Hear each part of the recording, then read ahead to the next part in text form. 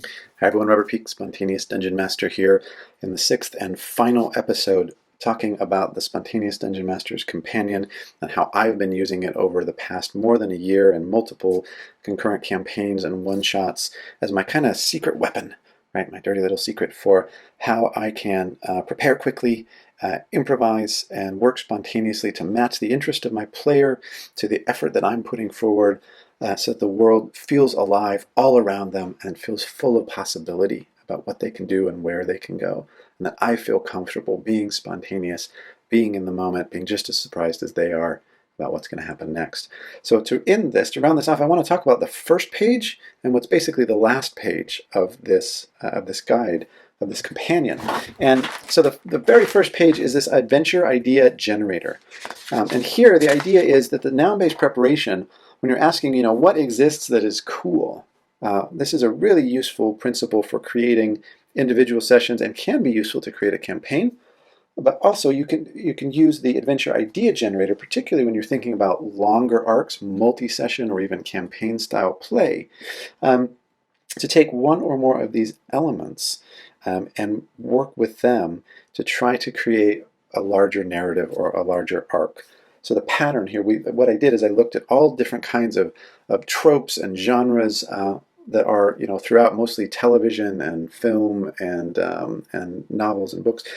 And basically it comes down to there's a kind of a mood, there's a kind of genre, there's an overall theme of something that's going on, some human theme or element.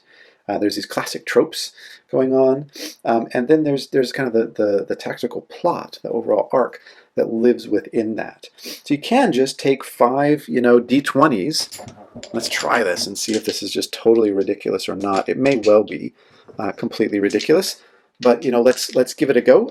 So moods. 1, action-packed. So we want this adventure, this campaign, to be action-packed. We want a lot of action. We want a lot of potential danger. The genre. We've got a 6 there, horror, action-packed horror. All right, so we're already getting a sense that this may involve horrible monsters or creatures and potentially a lot of them coming at you, right? It's the zombie hordes, it's the skeleton hordes, that kind of thing. For a theme, vanity, the theme of vanity. Okay, immediately I start thinking about the liches, or perhaps the banshees, who were once, beautiful elves in life, and now their vanity has twisted and corrupted them in death. So let's see, let's carry on. Let's do a trope.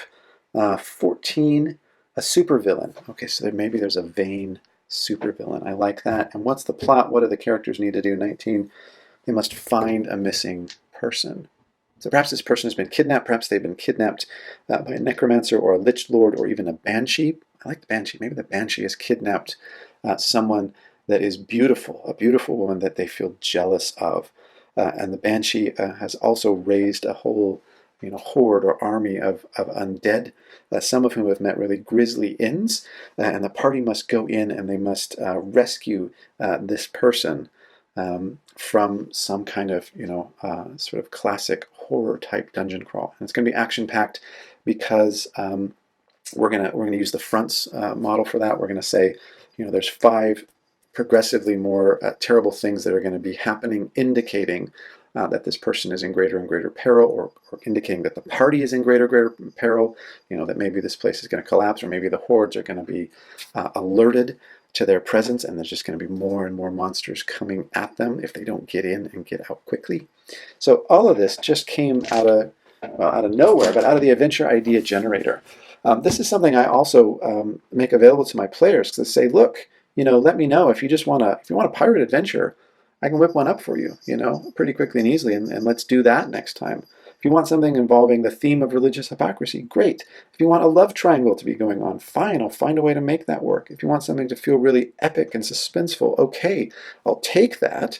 And then the next thing I do is go to the noun-based preparation. I start thinking about what, right? What exists that's going to cause these different tropes and themes and moods to be evoked. So the adventure idea generator I put first because it can help you kind of with the macro scale strategy for what's going on, and the noun-based preparation can help you with the tactics of what exists that the characters are going to interact with to bring all of this to life. The last page that I want to talk about is, well, it's the penultimate page right before all the legalese, and these are the sources. This is potentially the most useful thing in the whole book, right? You might just download it for this, because this is where I've kept track of all the different places where I've gathered, from multiple different places, all of these tables and checklists that I've brought together for myself. And I wanted to track them. Again, I did all of this just for me, but I'm sharing it now with you because I think a lot of people have said, this is valuable to them and they're downloading it and using it. So this gives you information about where you can go to get these sources. And again, I highly, highly recommend that you play with this for a while, just with a bulldog clip on it or even loose leaf. See what you like, see what you don't. Go back to the sources for this stuff, or find new sources as well that you particularly like in your research and adventure as a dungeon master, always trying to learn and find more cool stuff to deploy. And build your own, create your own companion that's just for you. Here's the thing, when all of the tables, all of the checklists, all of the methodologies are populated with stuff that you like, you can't lose.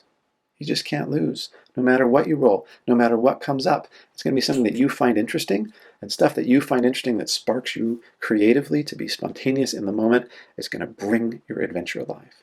And that's my hope with all of this, that this stuff brings your adventures alive. And I hope it's been useful to hear from me, having been using this for a long time. Hopefully it makes it come alive, that it's not just a whole bunch of tables, yet another set of tables, but this is a highly curated set of tables that I've structured in very particular ways to help me to just feel confident going into a session with a small but critical amount of prep, so that I can then adventure with my players, and we can all have the maximum amount of fun. That's the intention of all this. Hope that was helpful. If you haven't already, do grab a copy of the guide. Love to hear what you think. Love to hear your comments. It's great to know lots of people are getting their hands on this, but would love to hear your thoughts as well on how you're using this, the parts you like best, the parts you don't, improvement opportunities, just all of it. I'm eager to start this conversation with you. So thanks for watching. See you soon.